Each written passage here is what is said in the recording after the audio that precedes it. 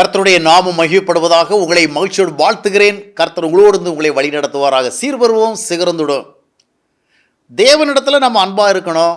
அந்த மாதிரியே நம்ம மனுஷங்கிட்டே அன்பாக இருக்கணும்.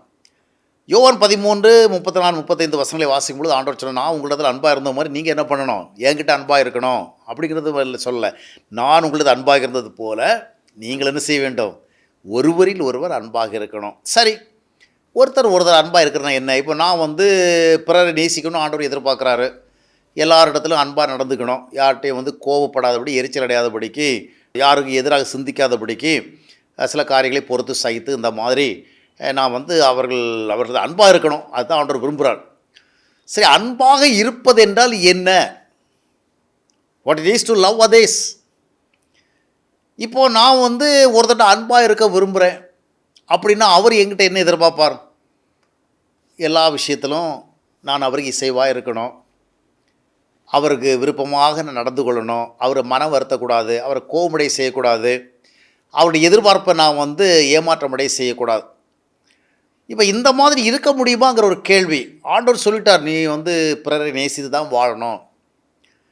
ஆனால் நேசித்து நான் வாழ போகிற வேளை நான் எப்படி வாழ வேண்டியிருக்கிறது? அவங்கள கோவப்படுத்திடக்கூடாது, அவங்கள வருத்தப்படுத்திடக்கூடாது, அவங்க எதையாவது எங்களிடத்தில் எதிர்பார்த்து நான் அதை செய்யாமல் அவங்கள ஏமாற்றப்படி செய்திடக்கூடாது. இப்படி ரொம்ப ஜாக்கிரதையாக இருக்க வேண்டியிருக்கிறது.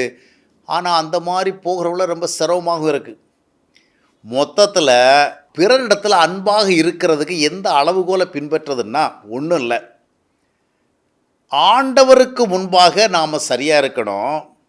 மற்றவர்களுக்கு முன்பாக நாம் எப்படி நடந்து கொள்ள வேண்டுமென்று ஆண்டவர் நம்மை வழி நடத்துகிறாரோ அப்படி நடந்துக்கிட்டால் போதும். இப்போ மனுஷனை அன்பு கூர்ந்து நான் அவர்கிட்ட அன்பாக இருக்கிறேன் அப்படிங்கிறத உறுதிப்படுத்தணும்னா ரொம்ப அவர் மனசுக்கு ஏற்றபடி நடக்கணும். ஆனால் அது கடினமான காரியம். சில விஷயங்களில் நாம் அவங்கள கோவப்படுத்த நேரிடும். அவங்க கோவப்படுத்தவே கூடாதுன்னா, இப்போ அவங்கள்ட்ட இருக்கிற சில வழிகள், சில பழக்க வழக்கங்கள், சில கருத்துக்கள் சரியில்லை. இப்போது அவர்களை நான் நேசிக்க விரும்புகிறேன், ஆனால் அவருடைய வழி சரியில்லை, அவருடைய கருத்து சரியில்லை, அவருடைய போக்கு சரியில்லை அப்படி சொல்ல ஒரு கோபம் வந்துடும். இப்போ என்ன பண்ணுறது? கோபம் அவர் சொல்லுவாரா நான் அவரை நேசிக்கிறேன்னு? ஆண்டவரை சொல்லிட்டாரு பிறகு நேசியன்னு. இந்த இடத்துல என்ன, அவர் விஷயத்தில் எது சரியோ அந்த சரியை நான் செய்யணும். அந்த கருத்து சரியில்லையா, அந்த வழி சரியில்லையா, அந்த பழக்கம் சரியில்லையா, நான் அது சரியில்லைன்னு தான் சொல்லணும். அப்போ ஒரு கோபம் அடைவார். அவர் கோபம் அடைந்தாலும் அதுதான் நான் அவர்களில் அன்பு இருக்கிறது. சில நேரத்தில் பார்த்திங்கன்னா அவங்ககிட்ட இருக்கிற சில குறைவுகளை நான் சொல்லும் பொழுது வருத்தம் வந்துடும். இவர் என்னை நேசிப்பார்னு நினச்சேன், இவர் என்னோட அன்பாக இருப்பார்னு நினச்சேன், ஆனால் அவர் இந்த மாதிரி என்னை வருத்தப்படுத்துகிற மாதிரி சில விஷயம் பேசிட்டாரு. என்ன விஷயம் பேசினேன்? சரியான விஷயம் பேசினேன். சில நேரங்களில் நாம் சரியானவர்களை பேசும் பொழுது மற்றவர்களுக்கு ஒரு வருத்தம் வரும். சில தவறுகளை சுட்டி காட்டுகிற பொழுது அவர்களுக்கு வருத்தம் வரும். அவங்க வருத்தப்படவே கூடாதுங்கிறதுக்காக வருத்தப்பட்டால் நான் அவங்கள நேசிக்கிறத எடுத்துக்க மாட்டாங்க அப்படிங்கிறது மாதிரி போயிட்டா நான் என்ன செய்வேன்? காம்ப்ரமைஸ் பண்ணணும். அவர்களிடத்தில் இருக்கிற குறைநிறைகளை நான் கண்டுகொள்ளக்கூடாது. அப்போ அவர்களுடைய தவறுகளுக்கு நான் உடந்தையாக நேரிடும். இப்போ நாத்தான் போய் தாவீது இடத்துல போய் நீ அந்த மனுஷன், நீ தான் அந்த பாவி அப்படின்னார். இது நேசமா இல்லையா? இவன் தாவீது இந்த மாதிரி சொல்கிற வேளை ஓஹோ நாத்தான் என் மேலே என்ன அன்பு இருக்குது அப்படி நினைக்க முடியுமா? ஆனால் ஆண்டவர் என்ன சொன்னார்? இந்த மாதிரி நீ செய்யினார். அப்போ தேவன் விரும்புகிறபடி மற்றவர்களும் நம்ம நடந்து கொள்கிறோம்.